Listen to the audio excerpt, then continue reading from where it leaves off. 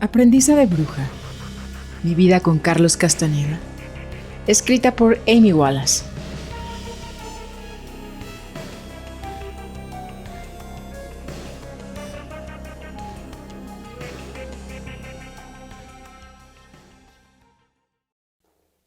Hoy les presentamos el capítulo número 33. Domingos. Domingos muy sangrientos. Durante 2 años, Carlos estuvo hablando sobre mí con regularidad a los alumnos de los domingos. En ese periodo, por regla general, yo me encontraba presente escuchando. Aunque yo lo borré de mi mente, mucha gente me ha recordado un momento de gran intensidad, un instante que los impresionó, en el que Carlos me señaló y clamó ante el grupo.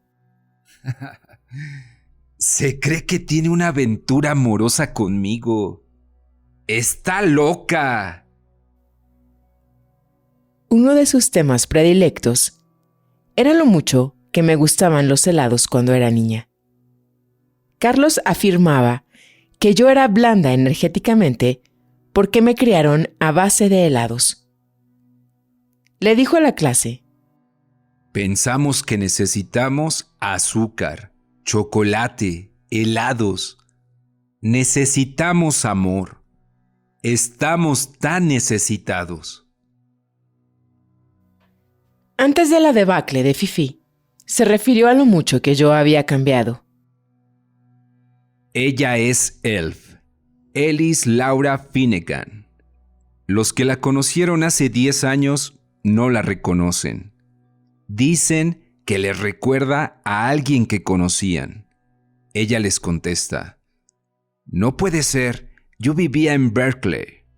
En Berkeley era una diosa. Estaba gorda, iba a celebraciones de diosa y se pintaba las tetas. Entonces volvía y Dios se la follaba. Estaba muy apegada a su novio Jason, porque lo tenía allí listo para cuando su papaito se muriese. En realidad, cuando papaito murió, no le importó tanto, pero la historia era buena. Es una chillona profesional. Ellis vivía en una mansión lujosa. Un día se asomó a la ventana y fuera vio a un hombre desnudo, con un gran pene, haciendo tai chi.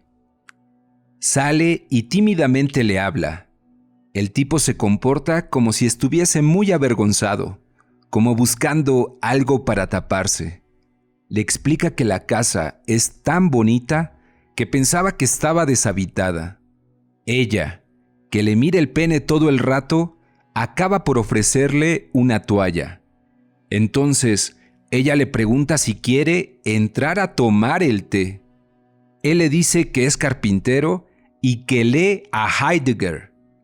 Lo siguiente que sabéis es que están haciéndolo. Tras estar con ella en un rato y follar mucho, el tipo le dice que debe irse. Ella le pregunta que por qué, y él le responde que necesita $68,000, pero que no puedo pedírtelos, o sea que me voy. Ellis dice: bueno, quizá puede echarte un cabo. Ella acaba por darle los $68,000 y aún así él se marcha para volver con su esposa. Se trata de un timo que ya ha llevado a cabo muchas veces. El orden social nos engaña con este tipo de cosas. Este relato está confeccionado a base de unas cuantas frases que una vez le dije a Carlos sobre un amigo mío carpintero especializado en filosofía en la universidad. Nunca tuvimos relaciones sexuales, ni estaba casado, ni me pidió prestado dinero en su vida. Me has dado una de mis mejores historias, me dijo Carlos un día tras regalar al público con el cuento. En 1996, Carlos me llamó y me hizo leerle una lista de todos los asistentes al grupo de los domingos. Entonces, eliminó a la mitad y me indicó que les llamase para decirles que se habían acabado las sesiones. Algunos componentes del grupo se quedaron tan desolados que estuvieron al borde del suicidio. En palabras de un ex miembro: quería morirme, sabía que el espíritu me había masticado y me había escupido. De alguna forma, me las arreglé para no suicidarme. Los miembros del grupo que permanecieron en él vivían con el constante temor de ser expulsados. Carlos le dijo al grupo: Yo no he excluido a nadie. Ha sido Elis. Háblenlo con ella. Ese mismo día, aún los asustó más al decir: Don Juan me decía que todos nosotros somos gárgolas en este río de mierda. Nos subimos a los hombros de otro y nos meamos y nos cagamos sobre él. Algunos luchan cuerpo a cuerpo y suben hasta lo alto. Otros se hunden en el río. No luchan y solo de vez en cuando ves las burbujas ascender a la superficie. Casi ni respiran. A veces a uno lo empujan a tierra firme, a la orilla. Allí es donde los brujos intentan darle un manguerazo, pero es demasiado incómodo. Muchos no pueden resistirlo. Afuera hace un frío que pela y se vuelven a meter a la mierda. Pero si aguantan el manguerazo, encuentran que estar afuera es infinitamente más interesante y que pueden ir a donde deseen. Para mí era una imagen horrenda. Regresé a la UCLA y vi el departamento de antropología como si estuviese lleno de gárgolas. Añadió un comentario que me sobrecogió por su extraño narcisismo. Siento que algo indescriptible me posee. Si no, ¿por qué he nacido en este lugar tan insignificante? Así, cuando te das cuenta de lo atascado que estamos aquí, de lo peor que ya ha pasado, necesitan un teléfono rojo para hablar conmigo. ¡Llámenme! Nadie supo nunca cómo tomarse esa orden. Solo tenían mi número y se les acababa de decir que yo llevaba el hacha.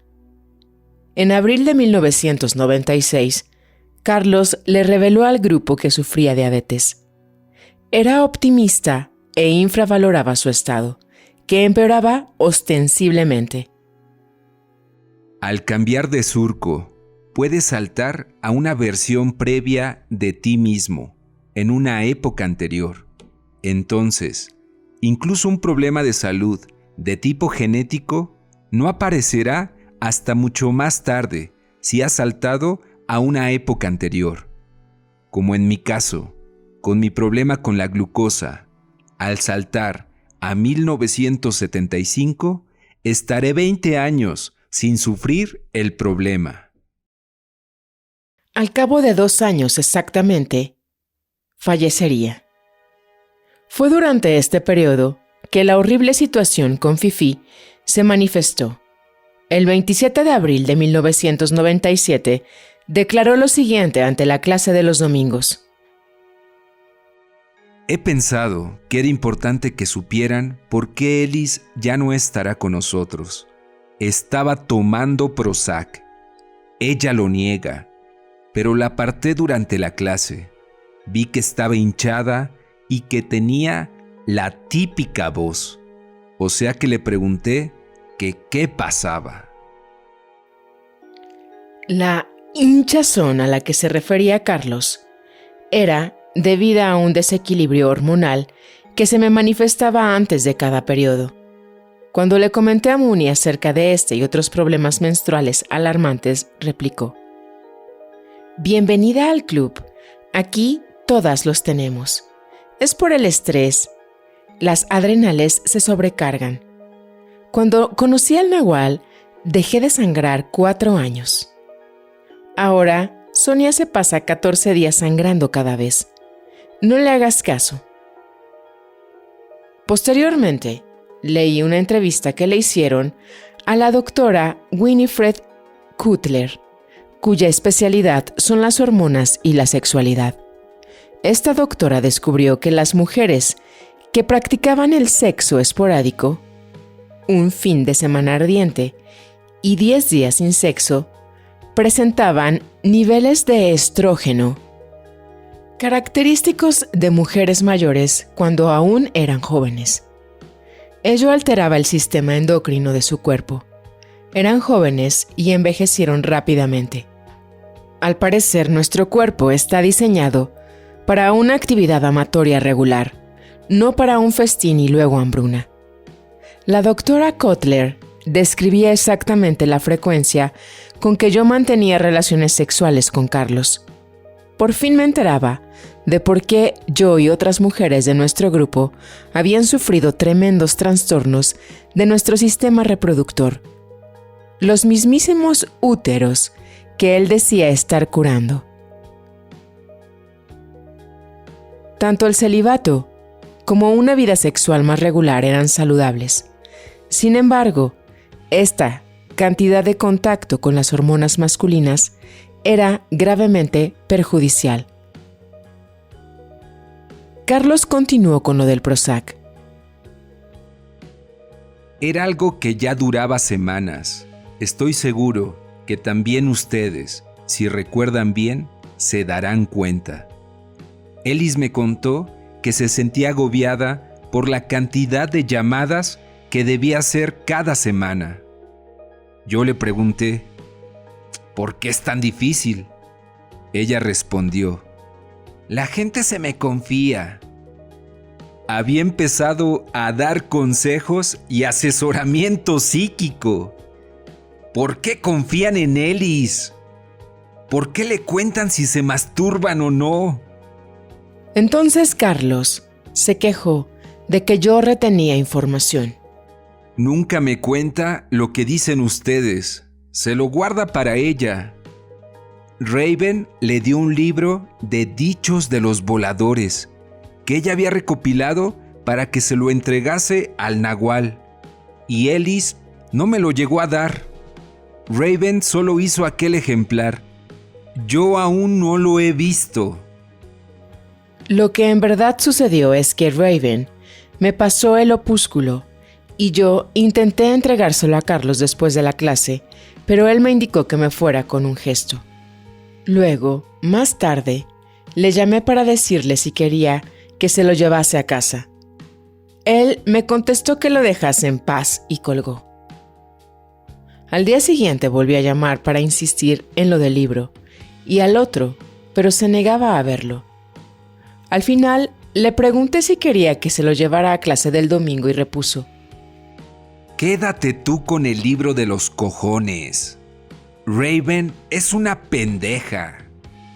Entre ustedes también noto el Prozac. Al tomarlo, Ellis obtiene una gratificación inmediata. De eso es de lo que va. Anoche me miré en el espejo de Taisha y me quedé asombrado de lo joven que me parecía mi cuerpo. Me puse en posición fetal y me chupé el pulgar. Chuparse el pulgar es para la resolución, la determinación. Mover la parte superior del pulgar, adelante y atrás, para darle un masaje al paladar, es un sustitutivo del Prozac. Vamos a dedicarle una semana a Ellis.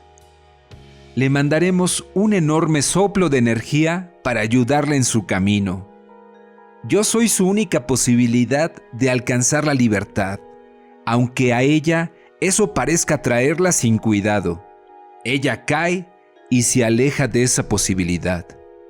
No soy yo quien la abandona. Ella me abandona a mí. ¿Qué es lo que he estado haciendo con ella? Excepto ayudarla. Es como tener un cuchillo clavado en el pecho. ¡Me estoy desangrando! Mi amiga Karin me contó que Carlos parecía estar a punto de romper a llorar. Algunos miembros de la clase ya sollozaban, totalmente convencidos de que todo lo que se les explicaba sobre mí era verdad. A otros se los veía alterados por los extraños desvaríos de Carlos.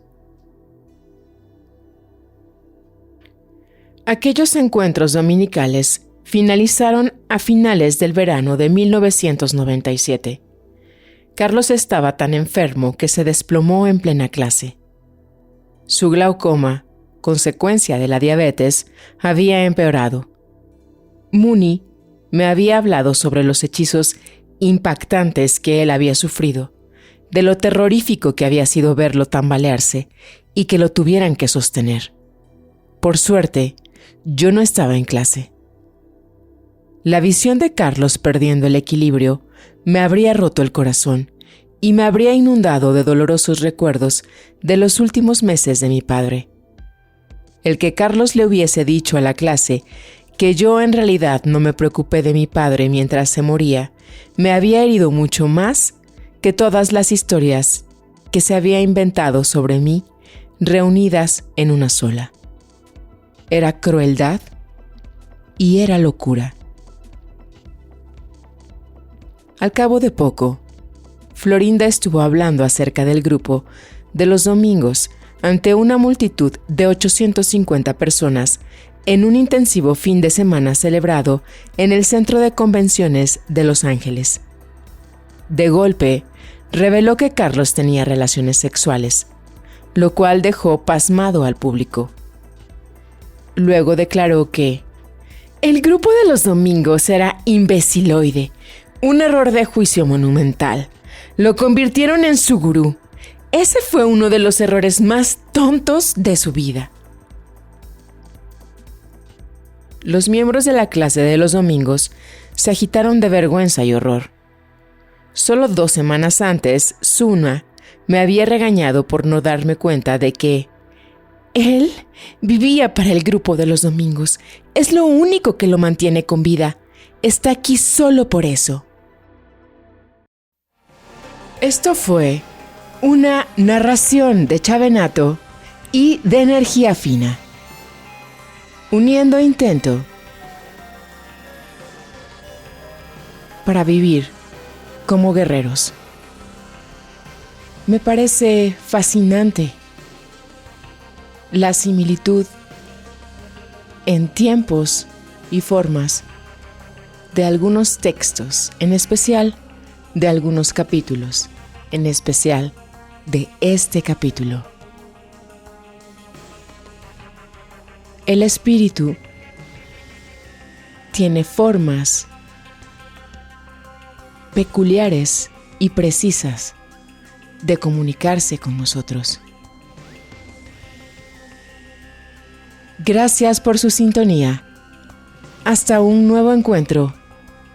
Y mientras tanto, recuerda, fuerza en ti.